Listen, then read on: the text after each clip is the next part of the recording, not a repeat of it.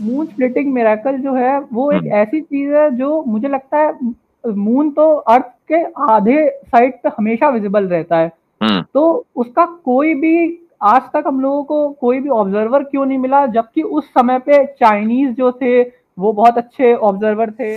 Moon जो होता है उसकी केवल एक ही साइड अर्थ पे हर समय विजिबल रहती है। एग्जैक्टली उसकी एक ही साइड रहती है। अब मान लीजिए अगर कोई फर्दर ईस्ट में है या फर्दर वेस्ट में है, दिखाई देना चाहिए या नहीं दिखाई देना चाहिए? बिल्कुल दिखाई देना चाहिए, क्योंकि मून की केवल एक ही साइड है जो अर्थ की तरफ विजिबल रहती है। ठीक है, वो दैट्स उसको ओके। क्रैक हो सकता है, उसको साइड में दिखाई दे जाए, बट वो दिखाई देना चाहिए। मान लीजिए कि जिस वक्त मक्का में मसलन 8-9 बजे रात को ये स्पिलिट ऑफ द मून हुआ होगा, तो ऑब्वियसली बात है कि आप वेस्ट में चले जाएं तो वहां पर तो दिन हो रहा होगा। तो ये वाकया अगर किसी ने रिकॉर्ड किया भी होगा तो रिकॉर्ड करने के लिए उसका जागना जरूरी है ना। ऐसा नहीं कि पूरी की पूरी सिविलाइजेशन जाग रही है। उस जमाने में जो शहर हैं वो रात को काम नहीं किया करते, सारे सोते थे। अर्लीस्ट सोर्सेज जो एग्जामिन किए हैं उन्होंने, और उन्होंने ये हिस्टोरियन है, काफी डिनोड हिस्टोरियन है, इन्होंने बताया कि ये 12th से 14th सेंचुरी में भाई किस बुनियाद पे बताया? उन्होंने सारे हिस्टोरिकल डॉक्यूमेंट जो अवेलेबल थे इस स्टोरी को जो बताते थे, जो हिस्टोरिकल डॉक्यूमेंट सबसे ओल्डेस्ट अवेलेबल था वो 14th सेंचुरी के अराउंड का था। किस बुनियाद पर? अरे इसी बुनियाद पर कि ये कहानी का मेंशन 14th सेंचुरी के पहले कहीं पे है ही नहीं। कहीं पे न होने का मतलब, यही तो पॉइंट है, कहीं पे न होने का मतलब ये नहीं कि वो नहीं है। That is the whole point. तो फिर आप में और हिंदुओं में फर्क क्या रह गया? वो भी कहते हैं हम हनुमान जी चांद को, वो सूरज को खा गए, तो जमीन आसमान का फर्क है, जमीन आसमान का फर्क है। मैं बताता हूँ आपको क्या फर्क है। जी राजू जी। हेलो जी भाई। जी, मेरा सवाल हिस्ट्री से था। आप सनातनी है, मुस्लिम है? मैं एग्नोस्टिक हूँ। एग्नोस्टिक, पहले क्या थे? मेरा हिंदू बैकग्राउंड है वैसे, और अब मेरा आर्य समाज से कनेक्शन है। किससे कनेक्शन है? आर्य समाज से। आर्य समाज से, ओके ओके ठीक है। तो अगर हिस्ट्री से है और वो इस्लामिक हिस्ट्री है तो इंशाल्लाह कोशिश की जाएगी कि हम जवाब दें। मुसलमानों की हिस्ट्री है तो हो सकता है कि मैं आपको जवाब ना दूं, जो हो सकता है मेरे इल्म में ना हो। I am not historian. जी इस्लामिक हिस्ट्री से ही है। जी फरमाइए। जी, मेरा सवाल है मून स्प्लिटिंग मिरेकल पे। इसका कोई साइंटिफिक प्रमाण मैं नहीं मांग रहा हूँ, मैं आपसे पूछ रहा हूँ कि कोई हिस्टोरिकल प्रमाण इसका क्यों नहीं मिलता है? हिस्टोरिकल प्रमाण है ना, इंडिया ऑफिस लाइब्रेरी लंदन में मौजूद है। जी, वो जो कहानी कही जाती है अभी रिसेंटली वो वेरीफाई हो चुकी है। बाय द वे हम आपसे बात कर चुके पहले। हाँ हाँ कर चुके हैं। मुझे आपकी आवाज से लग रहा है ऐसा। ठीक है, चाहिए तो जी। वो 14th सेंचुरी के आसपास लिखी गई थी, वो भी मालाबार के लोगों ने लिखी थी। तो ये स्टोरी कंप्लीटली फेक है, मतलब ठीक, कंप्लीटली फेक। That's fine. और मून स्प्लिटिंग मिरेकल जो है वो एक ऐसी चीज है जो मुझे लगता है मून तो अर्थ के आधे साइड पे हमेशा विजिबल रहता है, तो उसका कोई भी आज तक हम लोगों को कोई भी ऑब्जर्वर क्यों नहीं मिला, जबकि उस समय पे चाइनीज जो थे वो बहुत अच्छे ऑब्जर्वर थे, और भी यहाँ बहुत पर ये भी सारे देखना चाहिए, यहाँ पर ये भी देखना चाहिए कि मून स्प्लिटिंग का मुतालबा किसने किया था। वो मुतालबा किया था मक्का के मुशरिकीन ने।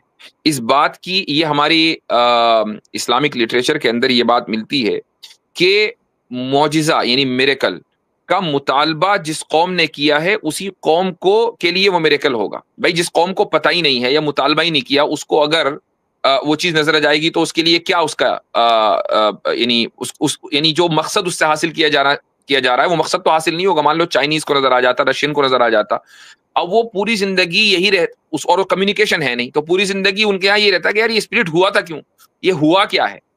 तो चूंकि मौजज़े का मुतालबा किया मक्का के मुशरिकीन ने उस मौजज़े का ऑब्जर्वेशन किया, और इसके बावजूद भी वो इस पर उन्होंने इस्लाम कबूल नहीं किया। वो ये समझे कि ये मैजिक है।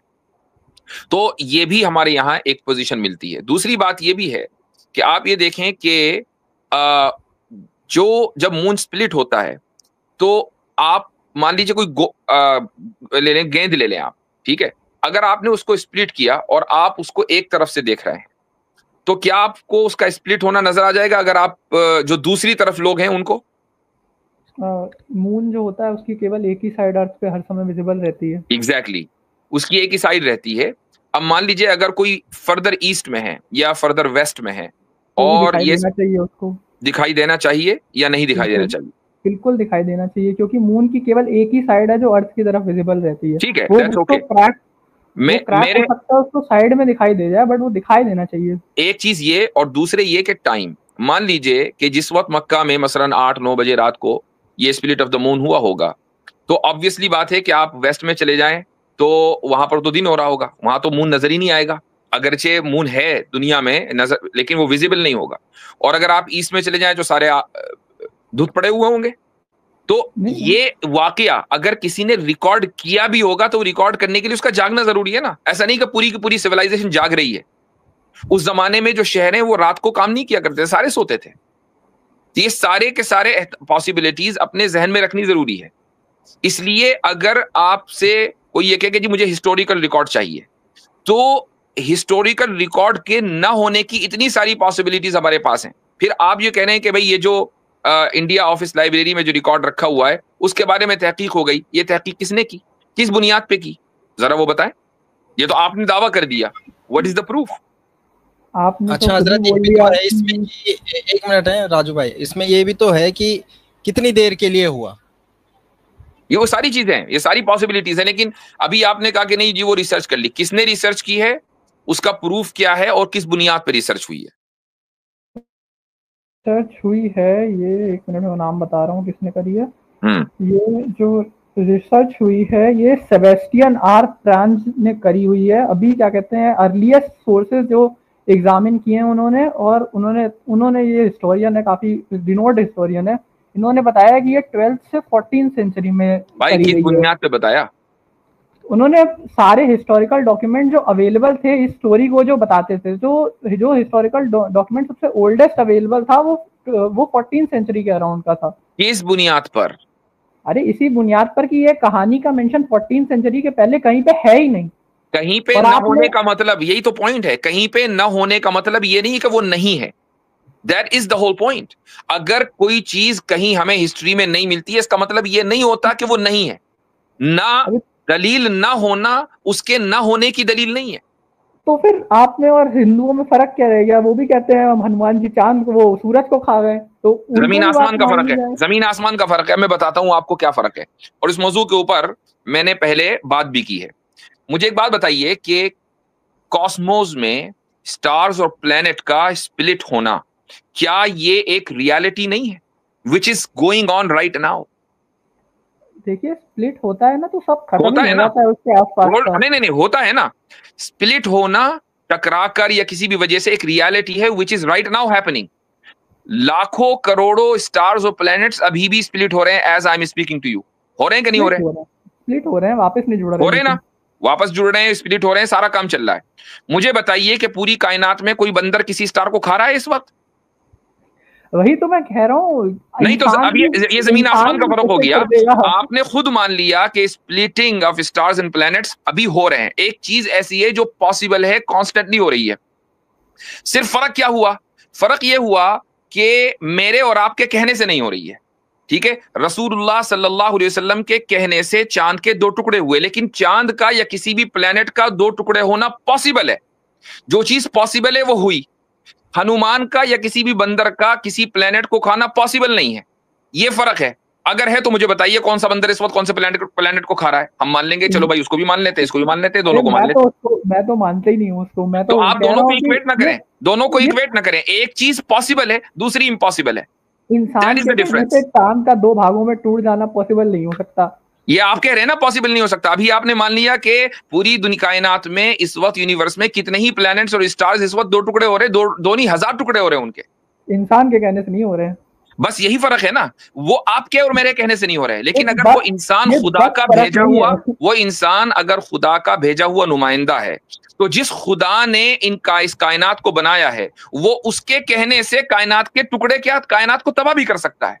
भाई ये भी तो देखे ना, मैंने और आपने नहीं किया, वो टुकड़े करने वाली भी वही जात है कि जिसने उस चांद को बनाया है। रसूल अकरम सल्लल्लाहु अलैहि वसल्लम ने टुकड़े नहीं किए थे, आप सल्लल्लाहु अलैहि वसल्लम की दुआ से टुकड़े किए अल्लाह ने।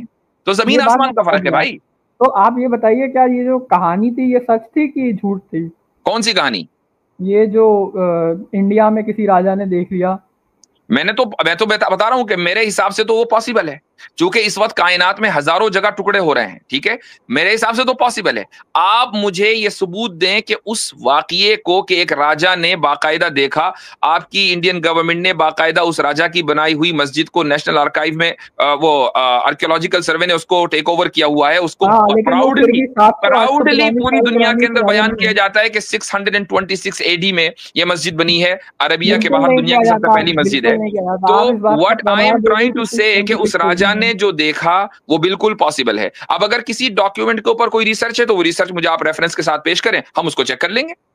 सेबेस्टियन आर फ्रांस की रिसर्च है, आप देख लें उसको, ठीक है, उसको देखेंगे बिल्कुल, और उसकी बुनियाद पर ये देखा जाएगा कि वो डॉक्यूमेंट फेक है या गलत है। और अगर मैं पहले बता दूं कि इवन अगर वो डॉक्यूमेंट फेक निकला, जो आर्ग्यूमेंट मैंने आपके सामने रखा है आप उसको तोड़कर दिखाएं कि हनुमान का सूरज को निगलना और चांद के दो टुकड़े होने में जमीन आसमान का फर्क है, which I have already proven to you. दोनों ही बेवकूफियत की बातें हैं। निकल लें आप।